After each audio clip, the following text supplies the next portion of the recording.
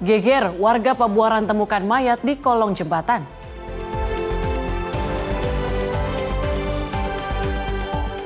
Busana Nusantara di opening SEA Games 2025.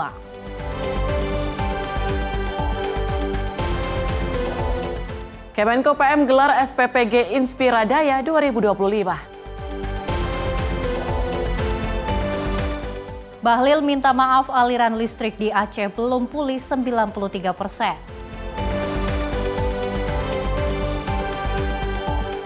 Gempa besar dan tsunami guncang Jepang Utara.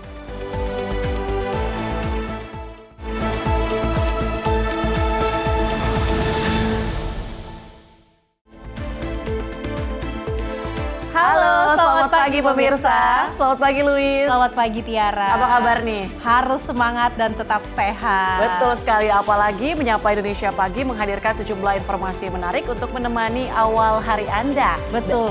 Betul sekali. Iya, dan selain informasi utama tadi, kami juga telah memiliki sejumlah informasi menarik lainnya, di antaranya seputar peristiwa. Bersama saya Luis Ayu. Dan saya Tiara Dianti, dan inilah Menyapa Indonesia Pagi untuk Anda.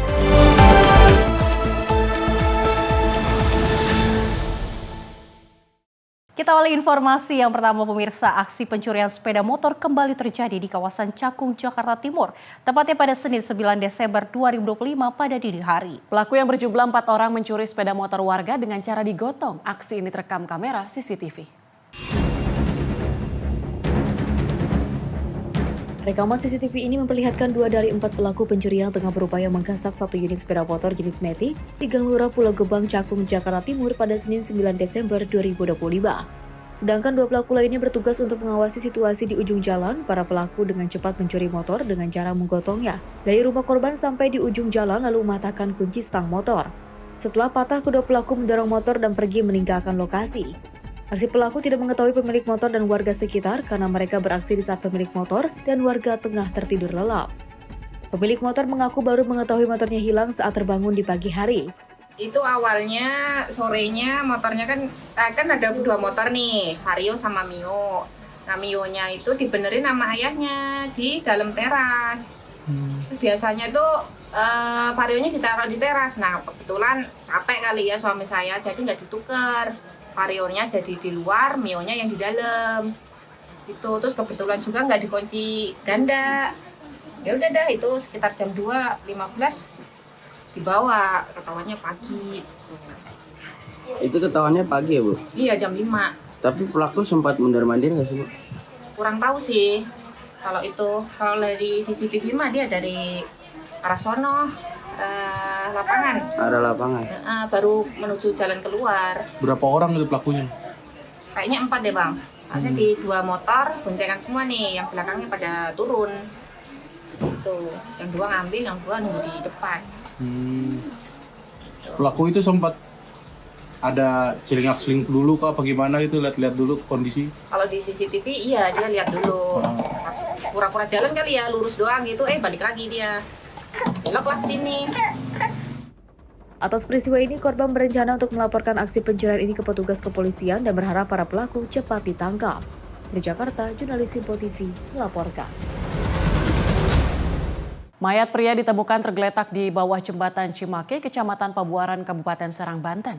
Saat ditemukan, kondisi tangan mayat terikat kabel tis dan juga luka jeratan di leher. Diduga mayat ini merupakan korban pembunuhan. Mayat pria ini ditemukan warga di bawah jembatan Cimake, Kecamatan Pabuaran, Kabupaten Serang, Banten. Saat ditemukan, kondisi mayat dalam keadaan memprihatinkan. Ditemukan sejumlah tanda kekerasan di tubuh mayat, diduga mayat ini merupakan korban pembunuhan. Mayat yang diduga pengemudi taksi online ini pertama kali ditemukan oleh 3 orang anak yang sedang berolahraga di sekitar lokasi. Ketiga anak ini kemudian melapor ke warga dan aparat kepolisian Polsek Pabuaran. Aparat kepolisian Polresta Serang Kota datang ke lokasi melakukan olah tempat kejadian perkara, mengumpulkan barang bukti dan mencocokkan ciri korban dalam kegiatan identifikasi. Kami jelaskan di sini bahwa benar telah ditemukan sesosok mayat laki-laki tanpa identitas, yaitu di Desa Pancanegara, Pabuaran, dekat jembatan Cimake. Kronologis daripada penemuan mayat tersebut, yaitu diawali ada 3 orang anak kecil yang sedang berolahraga pagi, jalan-jalan Kemudian mereka melihat ada sosok tubuh manusia dalam keadaan telungkup di bawah jembatan. Dengan melihat kejadian tersebut, akhirnya ketiga anak tersebut kemudian melaporkan temuannya kepada saudara SH, saksi ya, dewasa. Kemudian saudara SH langsung menuju tempat kejadian dari atas jembatan yang melihat dengan jelas keberadaan diduga mayat tersebut yang berada di dasar area jembatan Cimakeh. Korban ditemukan dalam kondisi tengkurap dengan kedua tangan terikat menggunakan tali plastik. Adapun pakaian yang dikenakan korban berupa baju berwarna putih dengan corak garis hitam serta celana pendek berwarna abu-abu. Dari tempat kejadian tempat kejadian perkara, kita temukan sejumlah barang bukti di lokasi, diantaranya pakaian, jam tangan, tali tipis, dan tisu. Mayat kemudian dievakuasi ke Rumah Sakit Bayangkara, Polda Banten untuk otopsi dan juga pemeriksaan lebih lanjut. Polisi juga masih memeriksa sejumlah saksi, melacak jejak aktivitas terakhir korban, dan menelusuri motif di balik kematian misterius yang juga menggegerkan masyarakat ini. Dari Serang, Banten, jurnalis Simpo TV melaporkan. Pemirsa, TNI melalui Kodam Iskandar Muda terus mempercepat penanganan pasca banjir dan longsor di Kabupaten Biren, Provinsi Aceh. Alat berat diterjunkan untuk membersihkan akses utama desa yang tertutup material lumpur. TNI terus mempercepat penanganan pasca banjir dan longsor di Desa Kuala Cerape, Kecamatan Jangka, Kabupaten Biren, Provinsi Aceh. Melalui Kodam Iskandar Muda, 1 unit alat berat jenis loader diterjunkan untuk membersihkan material lumpur dengan tebal hingga 40 cm yang menutup akses utama desa. Proses normalisasi turut dikoordinasikan oleh Babinsa Koramil 07 Jangka bersama dengan unsur TNI dan pemerintah daerah. Alat berat mendorong tanah bantuan dan puing yang juga menghambat mobilitas warga sehingga jalur transportasi secara bertahap dapat kembali dilalui. Tim gabungan juga melakukan penggalian untuk membuka drainase yang tersumbat agar aliran air dapat mengalir normal dan resiko banjir susulan bisa diantisipasi. Upaya ini menjadi bagian dari komitmen TNI untuk mempercepat pemulihan lingkungan, menjamin keamanan warga dan mendukung kembali berjalannya aktivitas masyarakat. Tim redaksi Simpo TV melaporkan. Pemirsa, pemerintah menegaskan kasus kebakaran teradron serupa tidak terjadi lagi ke depannya. Hal ini didasari usai fasilitas pencegahan kebakaran di gedung tersebut jauh dari kata standar.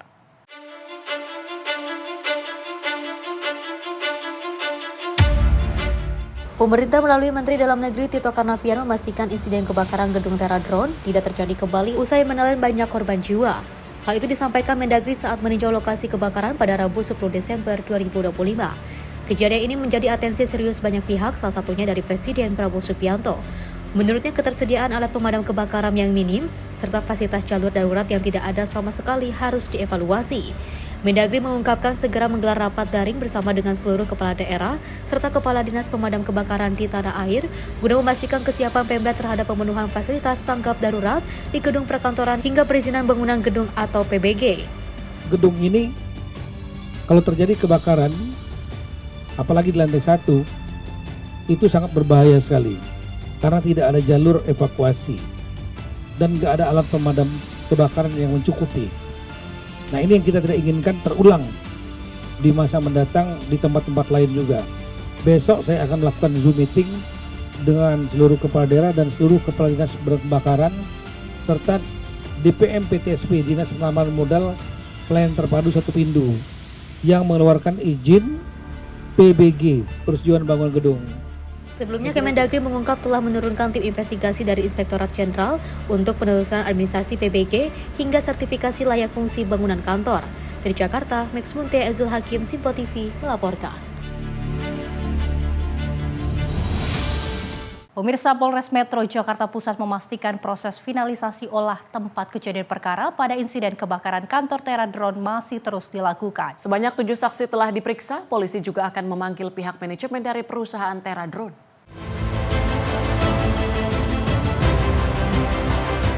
Kapolres Metro Jakarta Pusat Kombes Pol Susatyo Purnomo, Kondeo, mengungkapkan pihaknya masih terus melakukan pendalaman mengenai kebakaran kantor Teradron di Kemayoran Jakarta Pusat pada Selasa lalu. Dirinya menerangkan sejauh ini ada 7 saksi yaitu 6 karyawan kantor Teradron dan 1 warga sekitar sedang dimintai keterangan untuk menyatukan bukti-bukti secara luas. Selain itu, Polres Metro Jakpus memastikan pemilik gedung dan juga usaha dari kantor Teradron merupakan 2 pihak yang berbeda. Selain itu, pihak manajemen Teradron akan diperiksa perihal mekanisme pencegahan kebakaran yang dimiliki. Dari pihak Polres Jakarta Pusat, hingga saat ini telah memeriksa sebanyak 7 saksi, 6 adalah karyawan, dan 1 adalah warga lingkungan. Untuk mengetahui apakah ada peristiwa pidana karena unsur kelalaian, ataupun memang ini adalah sudah diperkirakan. Namun demikian, sebagai informasi awal bahwa pemilik gedung dan pemilik usaha adalah 2 orang yang berbeda. Nah, kami akan mendalami informasi dari lingkungan sudah berapa lama beroperasi, informasi dari perusahaan itu berapa lama beroperasi, tentunya ini menjadi bagian. Dan hari ini kami juga akan memeriksa pihak dari manajemen apakah sudah diperhitungkan terkait dengan resiko dari usaha ini. Apakah cukup dengan APAR yang untuk bisa memadamkan baterai ya yang kita lihat, dan nanti dalam waktu dekat kami juga akan melaksanakan gelar perkara tentunya berdasarkan hasil olah TKP dari Puslapor untuk memastikan terkait dengan sebab kebakaran, dan kami akan menentukan kelanjutan dari penyidikan ini. Di Jakarta, Max Munte, Azul Hakim, Simpo TV melaporkan. Kita ke informasi lain, pemirsa. Ketua DPD Sultan Najamuddin menanggapi perihal pernyataan Menteri Sosial Saifullah Yusuf yang mengingatkan jika influencer maupun artis menggalang dana korban bencana agar dapat izin terlebih dahulu. Sultan menilai hal tersebut baik agar bantuan dari non-pemerintah dapat tersalurkan tepat sasaran. Ketua DPD Sultan Najamuddin merespon perihal peringatan bagi para artis maupun influencer yang ingin menggalang dana untuk korban bencana agar dapat izin terlebih dahulu. Menurutnya, izin bertujuan agar galangan dana dari influencer dan artis dapat tersalurkan dengan tepat sasaran. Sultan pun mengapresiasi sejumlah masyarakat yang ingin donasi dalam memberikan bantuan kepada korban yang terdampak bencana. Sebelumnya, Menteri Sosial Saifullah Yusuf mengingatkan para artis maupun influencer yang ingin menggalang dana untuk korban bencana agar dapat izin terlebih dahulu. Saifullah menyebut izin bisa dilakukan melalui penanggung-jawaban di kabupaten kota maupun Kementerian Sosial. Fungsi representasi, mengusulkan, tapi eksekutif juga punya pertimbangan untuk memutuskan dengan plus dan minusnya. Jadi nggak ada yang keliru. Presiden kita orang yang mengerti masalah, beliau sudah turun ke sana, bahkan 2 kali, Kementerian juga sudah turun, jadi kita tunggu aja. Kita tunggu apakah nanti memang donasi asing akan dibuka, apakah status ini juga akan ditingkatkan, tapi buat saya tidak penting. Yang penting recover cepat, kekuatan penuh, kemudian trauma terhadap ibu dan anak itu segera diatasi. Karena itu yang paling banyak nanti. Dan yang paling penting hitung segera kerugian. Dari Jakarta, Farizal, Fani, Simpo TV melaporkan. Sementara itu, Menteri Sosial Saifullah Yusuf mengingatkan soal kepatuhan terhadap aturan izin penggalangan dana untuk membantu korban bencana banjir bandang dan juga longsor atau tanah longsor di Sumatera. Izin penggalangan dana dapat diperoleh dari berbagai tingkatan sesuai cakupan kegiatan.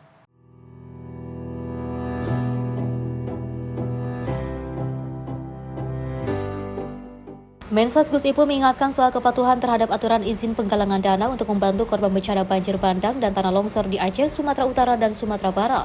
Hal ini diucapkan Gus Ipul menanggapi maraknya aksi solidaritas berbagai pihak, mulai dari artis hingga influencer, yang membuka donasi hingga miliaran untuk disalurkan ke 3 provinsi tersebut. Gus Ipul menuturkan bahwa izin penggalangan dana dapat diperoleh dari berbagai tingkatan sesuai dengan cakupan kegiatan penggalangan dana dan prosesnya tidak rumit. Oke, terima kasih ya. Jadi pada dasarnya siapapun boleh mengumpulkan donasi ya, siapapun, perorangan maupun lembaga. Tetapi sebaiknya kalau menurut ketentuan itu izin dulu. Ya, izinnya bisa dari kabupaten, kota, atau juga dari Kementerian Sosial. Kalau tingkat nasional, ya, ambilnya dari berbagai provinsi, tentu izinnya harus lewat dari Kementerian Sosial. Sangat mudah izinnya. Ya, tentu nggak perlu rumit. Yang paling penting nanti kalau sudah mendapatkan sumbangan itu dilaporkan. Kalau misalnya 500 juta ke bawah itu cukup audit intern. Tapi laporannya harus diserahkan ke Kementerian Sosial. Kalau di atas 500 juta ya harus menggunakan auditor, ya harus harus bekerja sama dengan auditor yang bersertifikat untuk juga bisa melaporkan dapatnya dari mana saja, diperuntukkan apa saja. Maka itu saya menghimbau lah dalam kesempatan seperti ini, sungguh kita mengapresiasi bagi pihak-pihak yang ingin memberikan dukungan, membantu, dan kemudian mengumpulkan dana dari masyarakat. Silahkan. Tapi yang penting saya harapkan bisa memenuhi ketentuan yang ada. Ia menekankan aspek pelaporan menjadi elemen paling penting setelah menerima sumbangan dari masyarakat dengan nilai uang yang besar. Dari Jakarta, Dio Malau, Simpo TV melaporkan. Sementara itu, Wakil Ketua MPR Edi Suparno menilai pemerintah sudah optimal dalam upaya penanggulangan bencana yang terjadi di berbagai wilayah Sumatera, meski medan bencana tidak mudah dilalui. Oleh karena itu, menurutnya pemerintah masih membutuhkan waktu untuk menjangkau seluruh wilayah dalam mendistribusikan bantuan. Wakil Ketua MPR Edi Suparno menjelaskan bahwa pemerintah telah memberikan bantuan secara cepat terhadap korban bencana alam di Sumatera Utara, Sumatera Barat, dan Aceh. Edi menilai semua hal upaya yang dikerahkan Presiden Prabowo Subianto telah bekerja secara optimal. Namun menurutnya medan di lapangan tidaklah mudah sehingga pemerintah masih membutuhkan waktu untuk menjangkau seluruh wilayah. Ia pun meyakini pemerintah dapat mengatasi dan melakukan pemulihan seperti bantuan logistik dan juga pembangunan infrastruktur. Saya kira pertama, apa yang dilakukan pemerintah saat ini juga sudah baik. Medannya tidak mudah untuk kita laksanakan dan menghasilkan bantuan secara cepat karena memang sangat sulit. Jadi sekarang ini kami rasakan yang dilakukan pemerintah juga sudah sangat optimal, menjangkau masyarakat secara luas meskipun terdapat tantangan-tantangan tersendiri. Tetapi jangan lupa teman-teman, bencana bukan saya menyampaikan ini bahwa ini suatu hal yang terulang, tetapi bencana sudah kita alami berkali-kali, ya. Tidak hanya di Sumatera saja saat ini, tetapi di tempat-tempat lain juga. Dan selama ini ditangani secara baik oleh pemerintah. Jadi saya kira sejauh ini pemerintah masih memiliki kemampuan yang baik dalam melakukan penanganan bencana, tetapi harus kita sadari bahwa medan tidak mudah sehingga membutuhkan waktu. Tetapi semua upaya sudah dikerahkan dan apa yang dilakukan oleh Presiden Prabowo saya kira sudah sangat maksimal dan dilaksanakan dengan cepat oleh para pembantunya. Dari Jakarta, Farizal Albarabin, Simpo TV melaporkan. Ketua DPD Sultan Najamuddin sepakat dengan instruksi dari Presiden Prabowo Subianto yang belum membuka ruang untuk negara asing memberikan bantuan kepada korban yang terdampak bencana alam. Menurutnya pemerintah masih mampu menangani korban bencana alam yang melanda di 3 wilayah tersebut. Pemerintah hingga saat ini masih belum membuka ruang untuk negara asing memberikan bantuan terhadap korban bencana alam. Hal itu dikarenakan pemerintah masih terus melakukan upaya-upaya untuk memberikan bantuan seperti logistik maupun perbaikan infrastruktur yang rusak akibat banjir dan longsor. Ketua DPD Sultan Najamuddin menilai pemerintah mempunyai pertimbangan sehingga bantuan negara asing belum diperlukan. Dirinya meyakinkan pemerintah masih mampu dalam menangani dan pemulihan korban bencana alam. Nah, tapi buat saya secara pribadi, lagi-lagi buat saya, secara pribadi saya tidak fokus kepada statusnya itu, tapi bagaimana penanganan ini lebih cepat, lebih komprehensif, lebih terintegrasi, lebih recover lagi cepat, sehingga masyarakat yang terkena bencana itu yang hilang ditemukan, kemudian yang rumahnya rusak itu segera dihitung, dan di luar itu adalah bagaimana merecovery psikologi. Jadi pasca bencana itu selalu biasanya punya dampak psikologi. Saya pernah kena, kami di Bengkulu. Nah ini yang perlu dipikirkan segera juga agar negara hadir melalui kementerian terkait dan stakeholder yang lain. Pasca bencana itu bagaimana mereka psikologi khususnya ibu dan anak. Kenapa? Karena bukan penting atau nggak penting, pasti butuh. Tapi juga pasti punya pertimbangan tersendiri pemerintah. Kalau asing masuk mungkin bukan hanya bantuannya yang mungkin dipertimbangkan, tapi aspek lainnya. Dari Jakarta, Farizal Fani, Simpo TV melaporkan. Pemirsa, busana Nusantara di opening SEA Games 2025, informasinya usai jeda. Tetaplah bersama kami di Menyapa Indonesia Pagi.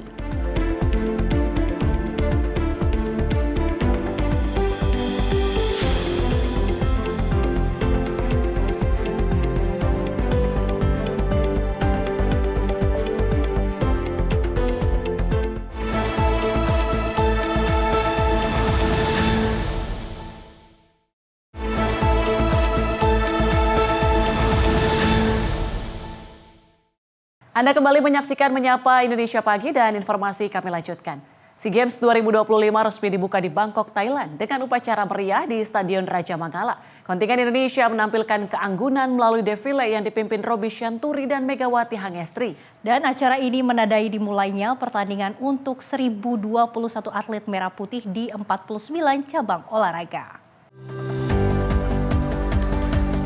Perhelatan SEA Games 2025 di Thailand dibuka secara resmi pada Selasa malam 9 Desember 2025 di Stadion Raja Mangala, Bangkok. Kontingen Indonesia memimpin defile dengan dua atlet unggulan, Robby Syanturi dan juga Megawati Hangestri, yang menampilkan busana budaya Nusantara. Robby Syanturi pelari jarak menengah berbusana formal hitam dipadu ulus dan ikat kepala khas Sumatera Utara. Sedangkan Megawati Hangestri tampil memukau dengan kebaya merah lengkap tapis dan mahkota Siger dari Lampung. Keduanya memimpin barisan atlet Indonesia dari berbagai cabang, menebar senyum dan juga melambaikan tangan disambut meriah oleh penonton. Upacara mengusung tema persatuan dengan performance We Are One Connected by the Sea, memadukan kaya budaya Thailand dan sentuhan kontemporer. Rangkaian 6 segmen mempersembahkan musik, drama musikal, dan pesta kembang api, serta penampilan visual drone yang juga menunjukkan jumlah atlet dan medali emas. SEA Games ke-33 ini berlangsung dari tanggal 9 hingga 20 Desember 2025 dengan Indonesia menurunkan 1021 atlet di 49 dari 51 cabang olahraga. Tim Merah Putih memasang target 80 medali emas dan berharap finish di 3 besar klasemen akhir. Tim redaksi Simpo TV melaporkan.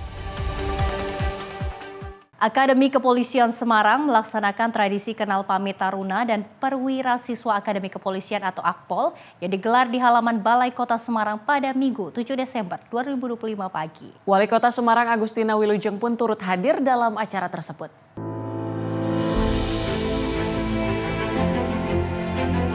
Melaksanakan tradisi kenal pamit taruna dan perwira siswa Akademi Kepolisian yang merupakan agenda resmi yang diselenggarakan oleh Akademi Kepolisian berdasarkan ketentuan dalam buku tradisi Korps Taruna Akpol dan peraturan Mendiklat Polri mengenai kehidupan peserta didik. Acara dihadiri jajaran Forkompinda serta ratusan tamu undangan.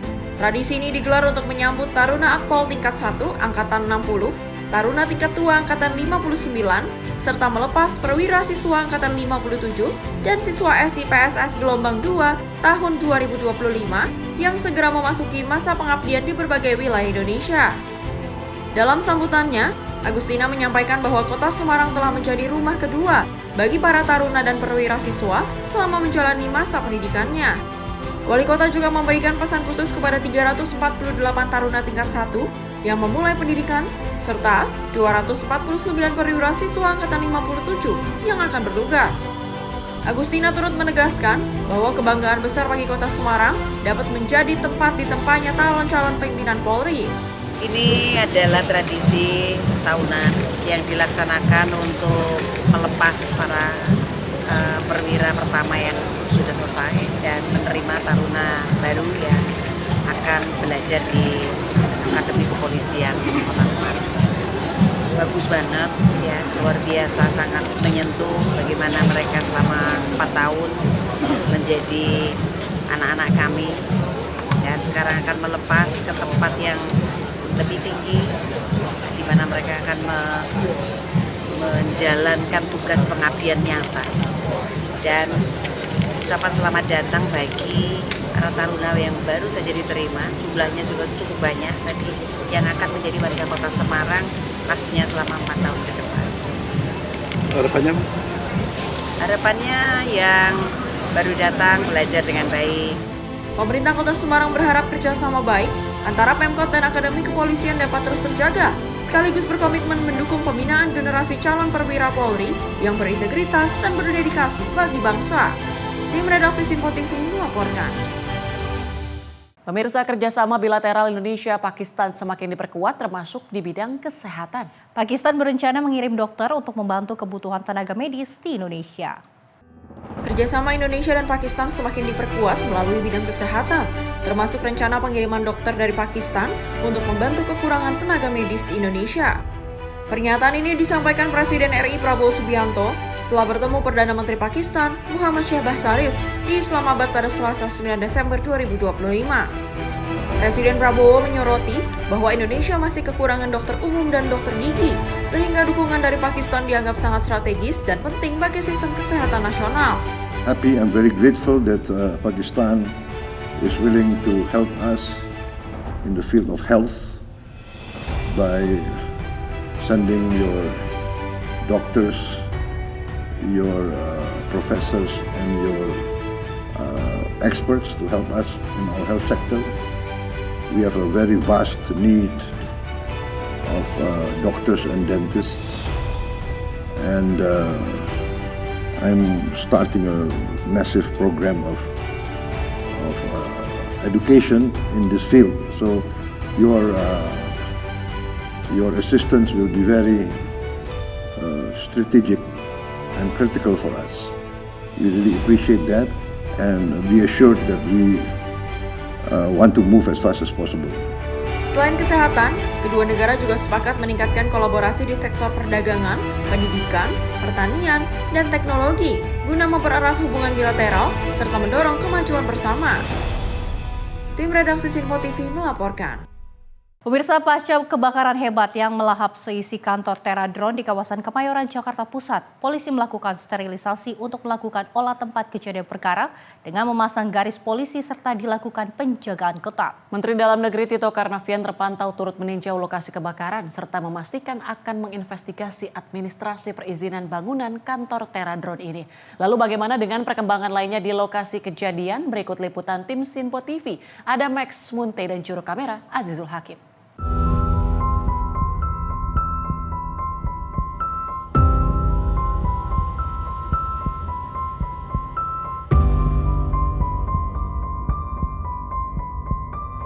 Ya pemirsa, sehari setelah peristiwa bencana kebakaran yang melanda gedung Teradron yang ada di kawasan Ledjen Suprapto, Jakarta Pusat, hari ini sudah berangsur membaik, di mana memang dari lokasi ini sendiri sudah dipasangi garis kuning oleh kepolisian, di mana untuk melakukan ataupun untuk mensterilkan area-area ini untuk nantinya akan diolah TKP secara keseluruhan dari gedung ini sendiri pemirsa. Dan memang sehari setelah peristiwa kebakaran ini tadi memang ada Menteri Dalam Negeri Tito Karnavian didampingi oleh Kapolres Metro Jakarta Pusat dan juga Dinas Pemadam Kebakaran Provinsi DKI Jakarta ini meninjau gedung Teradron yang habis dilalap si jago merah pada Selasa kemarin, di mana memang secara administratif ini dari Menteri Dalam Negeri Tito Karnavian menyoroti adanya hal yang sangat disoroti, di mana memang adanya tadi kalau kami mencatat pemirsa dari Tito Karnavian sendiri ini melihat adanya sistem administrasi yang nantinya akan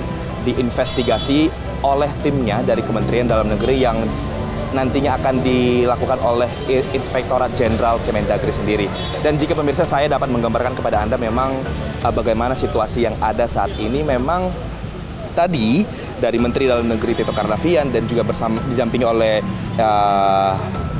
pihak-pihak yang lainnya juga meninjau dan juga melihat bagaimana dari keseluruhan gedung Teradron yang habis dilalap api pada kemarin itu. Memang sebelumnya Mendagri Tito Karnavian juga didorong oleh Menteri Sekretaris Negara untuk dilakukan investigasi lebih mendalam ataupun investigasi lebih lanjut mengenai bagaimana kebakaran ini dapat terjadi, apakah memang secara proses evakuasi ataupun dari struktur bangunan ini apakah memang adanya apakah ada indikasi potensi terkait dengan kesalahan administratif yang dimana kalau kita bisa melihat kemarin memang satu-satunya jalur keluar ataupun jalur darurat itu hanya ada melalui satu pintu masuk seperti yang sedang Anda saksikan ini, di mana memang tadi Mendagri juga menyoroti jika memang kebakaran terjadi di lantai 1, gedung Teradron ini memang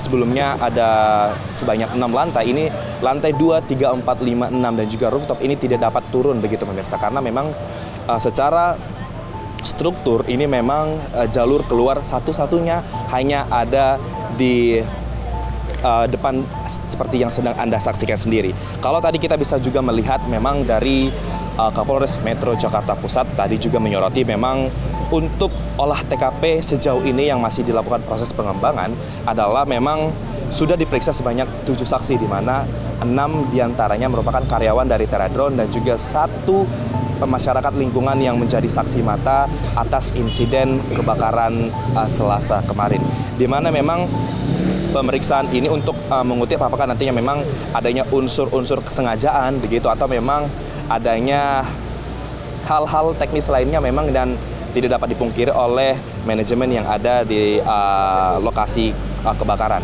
Dan juga terkait dengan pemeriksaan juga, ini tadi selain 7 orang, nantinya juga dari Polda Metro Jaya nantinya akan turut memeriksa pihak manajemen dari Terradrone untuk nantinya akan menganalisis mekanisme apakah disediakannya jalur-jalur pencegahan ataupun jalur darurat yang mana itu sesuai dengan apa yang disampaikan oleh Menteri Dalam Negeri Tito Karnavian mengenai mekanisme pencegahan dari kebakaran yang ada di gedung ini sendiri, pemirsa. Dan selain itu memang tadi selain pemeriksaan 7 saksi kunci, kemudian juga akan dipanggil pihak manajemen dari Terradrone. Ini juga dari Polres Metro Jakarta Pusat maksud kami, ini memang masih mengumpulkan bukti-bukti yang signifikan dan juga terkait dengan kebakaran yang ada di saat ini. Dan jika memang melihat dari korban-korban, ini tadi juga disampaikan ada sebanyak 41 jumlah orang yang berada di gedung ini, di mana 22 diantaranya dinyatakan meninggal dunia akibat menghirup asap tebal saat kebakaran berlangsung pada Selasa kemarin, pemirsa. Dan hingga saat ini memang dari Rumah Sakit Polri Kramat Jati ini masih mengidentifikasi 22 korban meninggal dunia yang saat ini terus dilakukan otopsi begitu dan juga secara antemortem dan juga postmortem di RS Polri Kramat Jati Jakarta Timur, pemirsa. Dan dari Kemayoran, Max Munte, juru kamera Ajizul Hakim, Sinpo TV melaporkan. Dari Menteri Dalam Negeri Tito Karnavian meninjau langsung lokasi pasca kebakaran kantor Terradrone yang terbakar pada Selasa lalu. Setelah meninjau, Mendagri segera menerjunkan timnya untuk menginvestigasi terhadap keabsahan bangunan tersebut.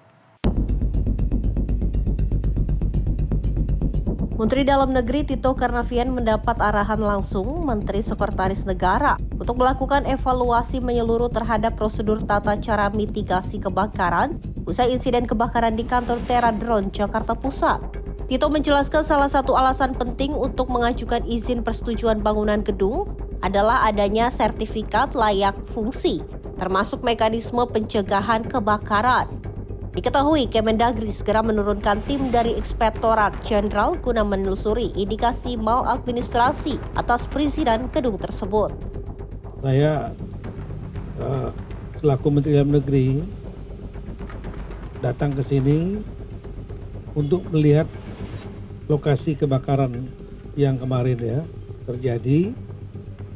Saya juga berdiskusi dengan Bapak Mensesnek, yang intinya kita tidak menginginkan kejadian ini terulang kembali.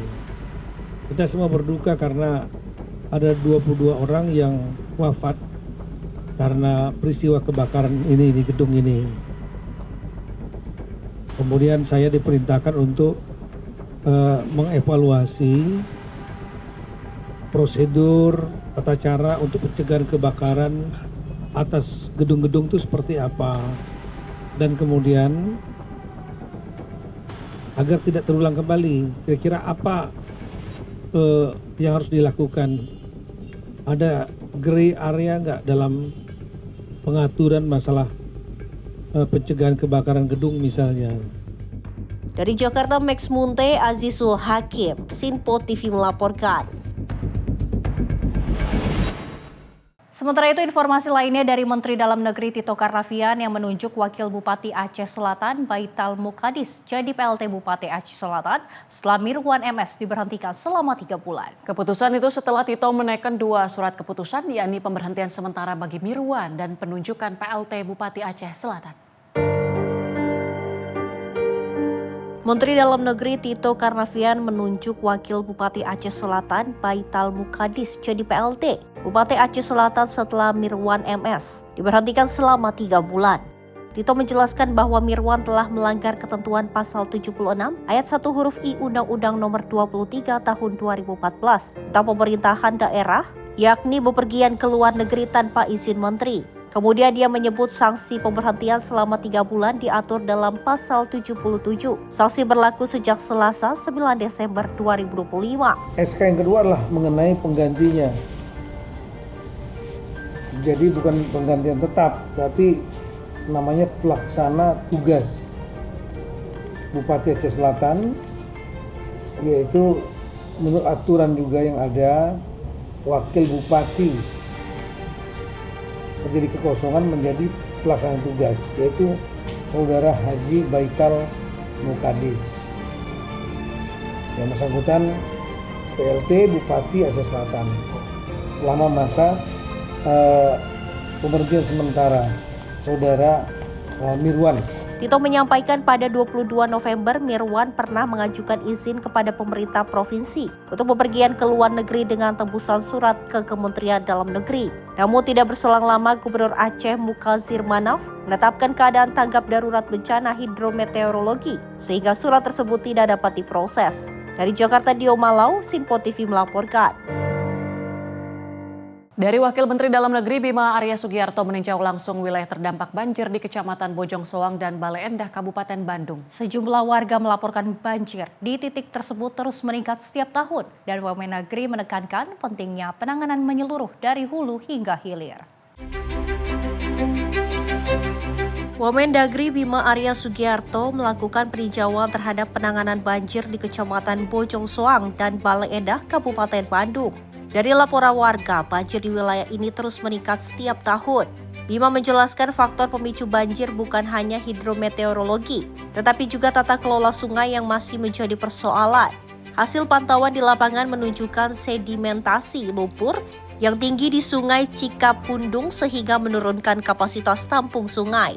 Penyempitan alur Sungai Ciatul hingga Cikoneng juga membuat aliran air tidak mengalir optimal ke Sungai Cicadas hingga Sungai Citarum dan menyebabkan air meluap. Untuk itu Bima Arya menyerukan kolaborasi antara BBWS Citarum, Dinas Sumber Daya Air Jawa Barat, Pemkab Bandung, dan masyarakat untuk melaksanakan penanganan komprehensif, mulai dari infrastruktur pengendalian banjir seperti kolam retensi, pompa, normalisasi sungai, hingga penguatan mitigasi berbasis komunitas di titik rawan.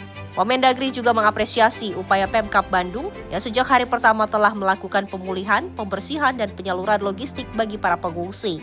Tim redaksi Sinpo TV melaporkan. Kita beralih informasi dari Menteri Ketenagakerjaan Yasarli yang mengunjungi dan melihat langsung pekerja disabilitas di Kopi Sunyi Blok M, Jakarta Selatan. Dalam kunjungan tersebut, Menaker menyatakan nantinya akan menyiapkan pelatihan kerja bagi para penyandang disabilitas. Menteri Ketenagakerjaan Yasarli mengunjungi Kopi Sunyi di Blok M, Jakarta Selatan dan berbincang langsung dengan teman-teman pekerja disabilitas. Menaker takjub dengan mereka yang bekerja dengan percaya diri dan profesional. Hal ini yang membuat dirinya yakin bahwa kesempatan yang inklusif selalu melahirkan kualitas. Menurutnya teman-teman disabilitas harus mendapatkan kesempatan yang setara untuk bekerja. Alhamdulillah teman-teman semua, hari ini saya akhirnya sempat juga mengunjungi Kopi Sunyi di daerah Barito Blok M. Kita sudah sempat diskusi dengan para owner dan kemudian teman-teman disabilitas yang luar biasa. Jadi di sini bukan mulut yang berbicara, tapi yang berbicara adalah hati. Hati yang kemudian membuat rasa kopinya kemudian menjadi mantap. Hati yang kemudian memberikan inspirasi kepada siapapun yang hadir di kafe ini. Semangat, dan kami dari pemerintah juga menjadikan ini sebagai memuat inspirasi buat kami, memuat motivasi bahwa setiap teman-teman disabilitas harus mendapatkan kesempatan yang setara untuk bekerja. Maka dari itu pemerintah siap mendukung UMKM maupun perusahaan yang ingin memperkerjakan tenaga kerja disabilitas, mulai dari pelatihan hingga pendampingan.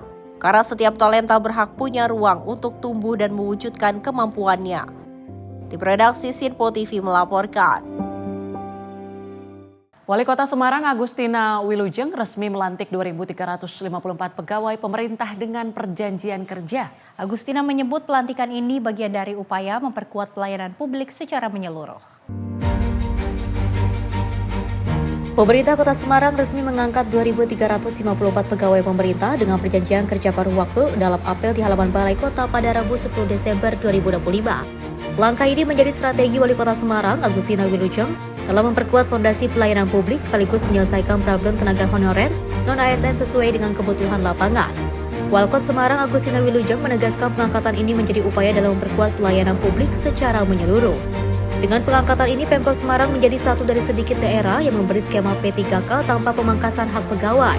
Pemerintah Kota Semarang memastikan pelayanan publik Kota Semarang akan berdiri tegak. Hari ini kita ada dua agenda yang sangat penting.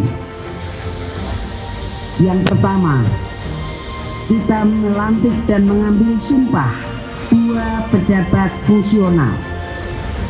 Perpindahan jabatan fungsional tenaga promosi kesehatan dan ilmu perilaku mahir pada Dinas Kesehatan Kota Semarang, serta kenaikan jabatan fungsional tertinggi bagi tenaga medis, yaitu jabatan fungsional dokter ahli utama.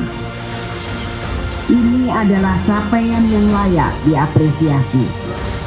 Jabatan fungsional adalah pengakuan atas kompetensi, rekam jejak, dan dedikasi yang panjang, serta tuntutan tanggung jawab profesional yang semakin tinggi. Salah satu P3K paruh waktu, Agus Setiawan, mengaku lega setelah 2 dekade mengabdi bagi Pemkot Semarang. Dirinya juga berharap status kepegawaiannya meningkat pada periode selanjutnya.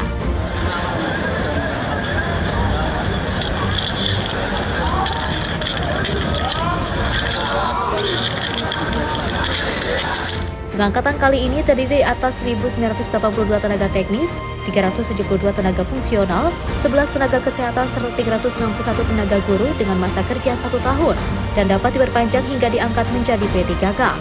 Para pegawai akan mulai bertugas pada 1 Januari 2026. Tim redaksi Simpo TV melaporkan. Sejumlah informasi peristiwa akan kami hadirkan usai jeda. Tetaplah bersama kami di Menyapa Indonesia Pagi.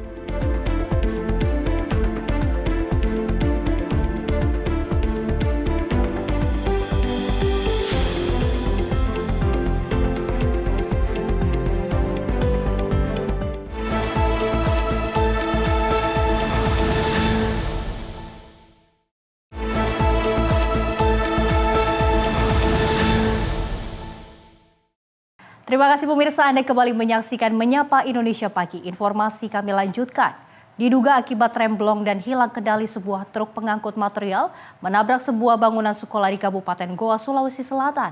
Peristiwa ini tidak menimbulkan korban jiwa, namun pagar dan dinding ruang guru mengalami rusak parah.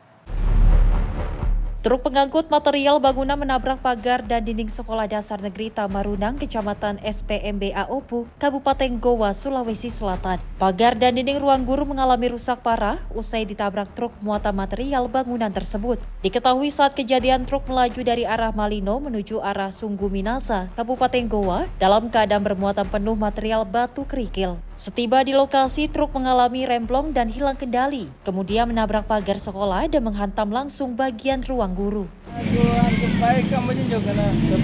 Oh, ada yang luka? Ada yang lukanya pihak sekolah? Dari sekolah ada yang luka, Pak? Tidak ada, Ji. Tidak ada, Ji. Terus supirnya? Aman saja, tidak ada, Ji. Tidak ada, Ji. Iya. Berapa orang tadi di depan, Pak? Ada 20 orang. Itu juga lihat tadi yang ada anak muda yang cedera. Dari internet atau? Internet agak itu. Masuk begitu di dalam ada. Oh, di dalam pianonya supirnya, Pak. Kejadian ini tidak menimbulkan korban jiwa. Kenek truk hanya mengalami luka ringan di bagian betis dan lengannya. Saat ini sopir truk telah diamankan di Mapolres Goa untuk pemeriksaan lebih lanjut. Polisi mengamankan truk sebagai barang bukti. Dari Kabupaten Goa, Sulawesi Selatan, jurnalis Simpo TV melaporkan. Pemirsa, TNI Angkatan Udara terus mengirimkan bantuan logistik ke wilayah terdampak bencana di Tapanuli Utara. Pengiriman dilakukan menggunakan helikopter Super Puma dengan total muatan mencapai 3,6 ton logistik. TNI Angkatan Udara kembali menyalurkan bantuan logistik untuk warga terdampak bencana di Kabupaten Tapanuli Utara. Pengiriman dilaksanakan menggunakan helikopter Super Puma H3217 yang diberangkatkan dari Sibolga menuju sejumlah desa yang terdampak. Dalam misi kemanusiaan ini, helikopter mengangkut total 3.600 kg logistik. Sebanyak 1.200 kg disalurkan di Desa Ujung Batu, Ladang Tengah, dan Desa Hasa di Kecamatan Barus. Pengiriman berikutnya dengan jumlah yang sama terus dilakukan untuk warga di Desa Solok. Selain itu, 1.200 kg bantuan tambahan juga didistribusikan ke Desa Pananggahan, Patupangan, dan Gedang. Upaya ini menjadi bentuk konsistensi TNI AU dalam memastikan kebutuhan dasar masyarakat terdampak bencana terpenuhi, serta mempercepat pemulihan di lapangan. Jihan Nabila, Sinpo TV melaporkan. Pemirsa, pasca banjir bandang yang merendam fasilitas kesehatan di Aceh, RSUD Aceh Tamiang perlahan mulai kembali beroperasi. Layanan instalasi gawat darurat sudah resmi dibuka mulai 9 Desember. Namun sejumlah area rumah sakit masih dalam proses pemulihan intensif. Petugas terus melakukan pembersihan sisa lumpur secara bertahap agar layanan bisa kembali normal. Pembersihan fasilitas RSUD Aceh Tamiang dilakukan secara maraton sejak banjir bandang mengenangi area rumah sakit pada pekan lalu. Sejumlah ruangan seperti IGD, poli pelayanan, dan area penunjangan terdampak lumpur hingga menyisakan material setinggi puluhan sentimeter. Setelah 5 hari penanganan dan pembersihan intensif, layanan IGD akhirnya kembali beroperasi mulai 9 Desember 2025. Meski demikian, pemulihan secara menyeluruh masih terus dilakukan. Petugas menata ulang peralatan medis, membersihkan genangan air, serta mensterilkan ruangan yang masih terkontaminasi. Di tengah kondisi ini, apresiasi disampaikan kepada para tenaga kesehatan dan pihak terkait yang bekerja tanpa henti untuk mengembalikan layanan fasilitas kesehatan. Sudah bisa mulai hari ini kami akan membuka pelayanan. Tentu saja pelayanan terbatas ya, dan juga di UGD juga nanti kami akan melakukan rawat inap yang memungkinkan untuk dirawat di sini. Kami masih persiapan, tapi di samping juga kami tetap melayani juga beberapa pasien yang datang ke sini tetap kami upayakan kami layani. Kami untuk operasional UGD kami dibantu dari Rumah Sakit Adam Malik yang kami sediakan nanti 20 tempat tidur untuk rawat inap terbatas. Farmasi sudah dibersihkan, sedang finishing. Ruang cuci darah, lumpur sudah dikeluarkan, hari ini tinggal disikat, dipel. Selanjutnya setelah ini kami akan berusaha membersihkan ruang poli rawat jalan, baru pelan-pelan nanti kami buka ICU, buka ruang laboratorium, buka ruang radiologi, baru ke ruang-ruang rawat. Pembukaan kembali layanan IGD menjadi tahap awal pemulihan RSUD Aceh Tamiang usai banjir bandang. Harapannya seluruh fasilitas dapat kembali beroperasi optimal demi keselamatan dan kesehatan masyarakat. Di redaksi Sinpo TV melaporkan.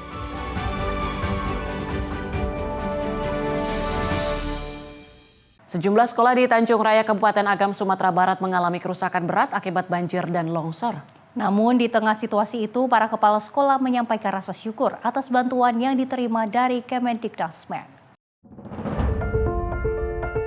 Inilah kondisi terkini sejumlah satuan pendidikan di Tanjung Raya, Kabupaten Agam. Bencana banjir dan longsor membawa material lumpur hingga puluhan sentimeter ke dalam ruang belajar. Ruang laboratorium dilaporkan jebol, sementara lapangan sekolah tak lagi dapat digunakan karena dipenuhi lumpur tebal. Akses menuju sekolah pun terputus. Aktivitas belajar mengajar terhenti sementara, menyisakan jejak kerusakan di hampir seluruh unit pendidikan di daerah tersebut. Di tengah luka itu, para kepala sekolah menyampaikan rasa syukur dan terima kasih atas bantuan yang mereka terima dari Kemendikbudristek.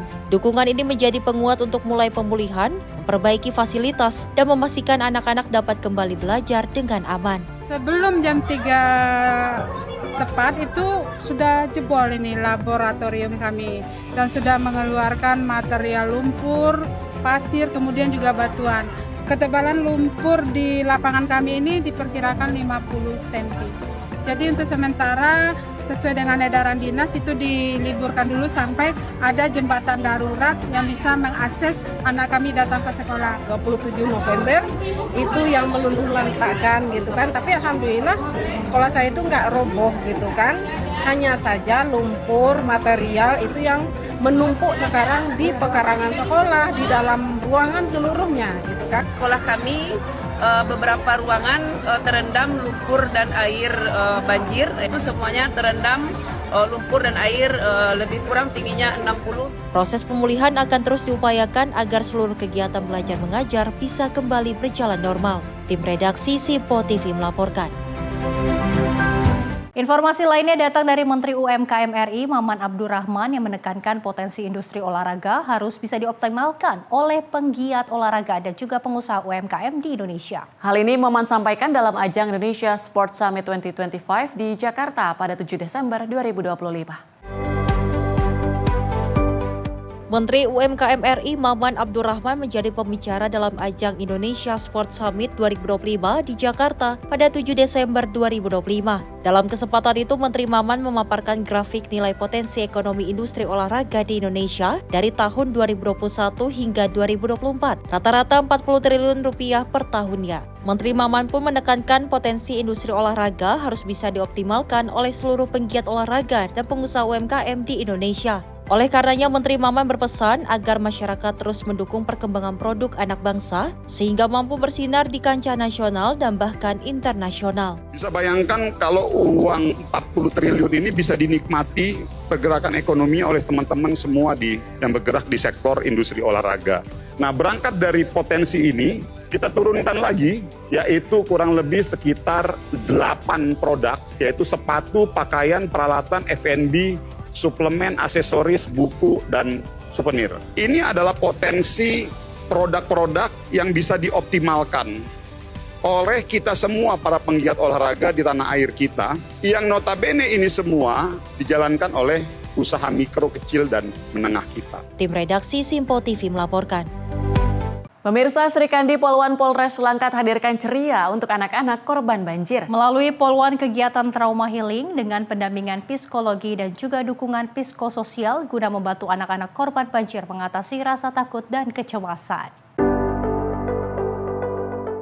Di tengah proses pemulihan pasca bencana banjir yang melanda sejumlah wilayah di Kabupaten Langkat, perhatian terhadap kondisi psikologis anak-anak menjadi salah satu fokus utama Polres Langkat. Melalui Poluan kegiatan trauma healing, pendampingan psikologi dan dukungan psikososial guna membantu anak-anak korban banjir mengatasi rasa takut dan kecemasan. Kegiatan yang diisi dengan permainan edukatif, komunikasi hangat, hingga pendampingan emosional bertujuan memulihkan kondisi mental anak yang terdampak situasi darurat. Dengan senyum ramah dan pendekatan humanis, para poluan menghadirkan suasana aman dan menyenangkan agar anak-anak kembali merasakan keceriaan setelah beberapa hari menghadapi tekanan dan ketidakpastian akibat banjir. Secara terpisah, Kapolres Langkat AKBP David Rio Prasojo memberikan apresiasi tinggi atas dedikasi Sri Kandi Poluan dalam mendampingi para korban, terutama anak-anak. Menurutnya, layanan psikologis merupakan bagian penting dari upaya pemulihan bencana. Melalui permainan kelompok, aktivitas menggambar, hingga sesi berbagi cerita, Poluan berusaha membantu anak-anak mengekspresikan emosi mereka. Pendekatan ini terbukti efektif dalam menurunkan stres, sekaligus memberikan rasa kebersamaan di tengah situasi sulit.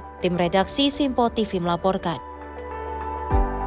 Pemirsa, 3 orang nelayan yang melaut di perairan pantai Pengamatan Kabupaten Buleleng pada 9 Desember 2025 berhasil ditemukan. Sebelumnya, jukung yang mereka gunakan mengalami kerusakan mesin dan terus terbawa arus. Pada Senin 8 Agustus 2025, 3 orang nelayan melaut untuk memeriksa keberadaan rumpon di perairan pantai Pengamatan, Desa Sumberkima, Kecamatan Gerogak, Kabupaten Buleleng pada pukul 15.00 waktu Indonesia bagian tengah. Karena kunjung tak kembali ke daratan hingga Selasa pagi, para nelayan yang tergabung ke dalam kelompok nelayan Sumbersari pun berinisiatif untuk melakukan pencarian namun tidak berhasil. Setelah mendapatkan laporan, Kantor Pencarian dan Pertolongan Denpasar memberangkatkan 6 personil menuju lokasi menggunakan Rayjet Inflatable Boat. Saat melakukan pencarian, diinformasikan bahwa ketiga nelayan tersebut selamat. Ketiga nelayan ditemukan di perairan Seririt, Kecamatan Banjar, Kabupaten Buleleng, sekitar 18,250 mil ke arah timur lokasi. Selanjutnya, ketiganya dievakuasi menuju pantai Pengamatan di Kabupaten Buleleng sekitar pukul 9.45 waktu Indonesia bagian tengah. Berdasarkan keterangan salah satu nelayan, jukung yang mereka gunakan mengalami kerusakan mesin dan terus terbawa arus hingga merapat di salah satu rumpon dan bermalam di tempat tersebut. Tim redaksi Simpo TV melaporkan.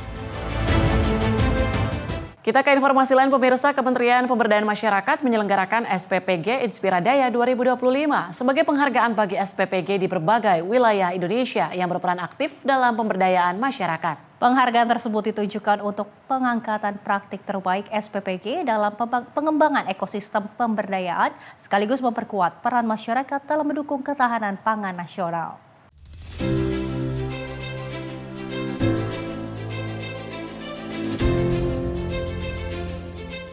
SPPG Inspiradaya atau Inspirasi Berdaya merupakan apresiasi pemerintah terhadap SPPG yang tidak hanya menjalankan layanan penyediaan makan bergizi, tetapi juga berhasil membangun jejaring ekonomi dan sosial melalui kolaborasi.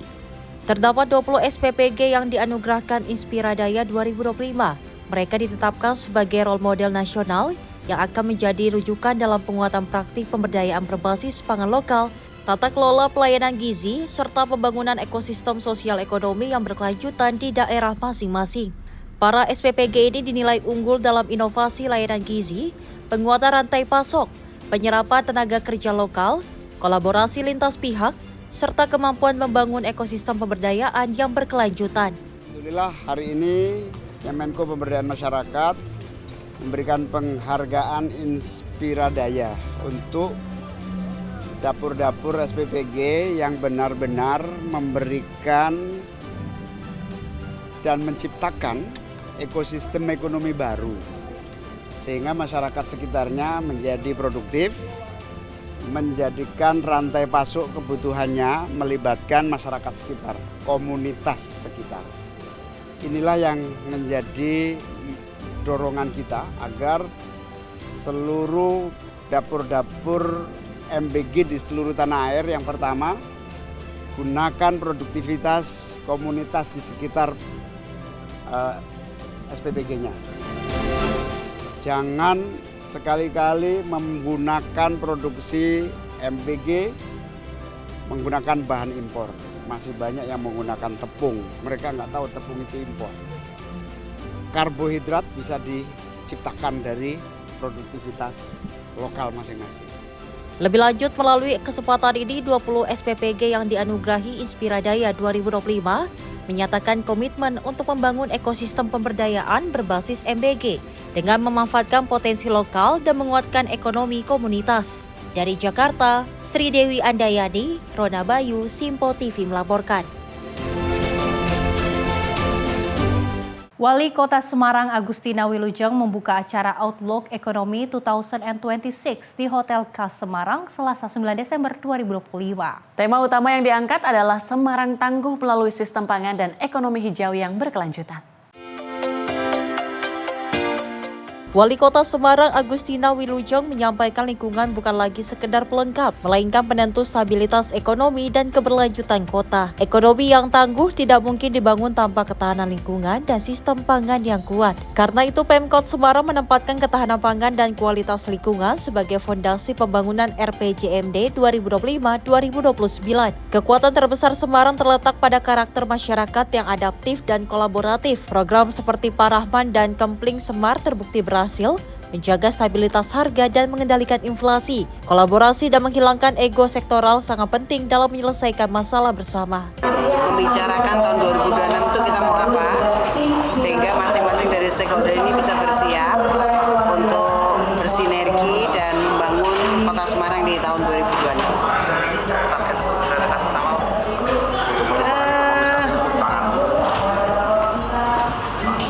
Tema khususnya pangan dan lingkungan, ketahanan pangan dan lingkungan hidup.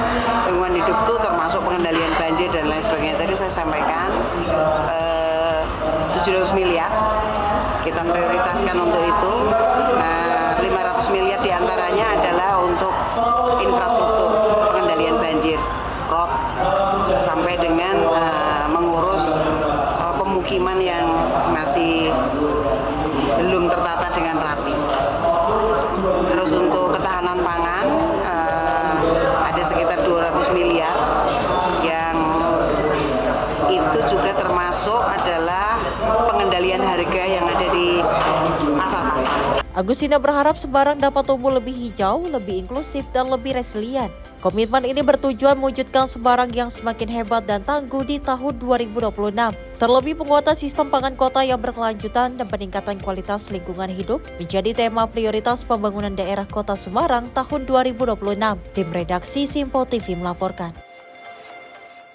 Pemirsa, informasi menarik lainnya akan kami hadirkan usai jeda. Salah satunya Bahlil minta maaf aliran listrik di Aceh belum pulih 93%. Selengkapnya usai jeda. Tetaplah bersama kami di Simpo TV.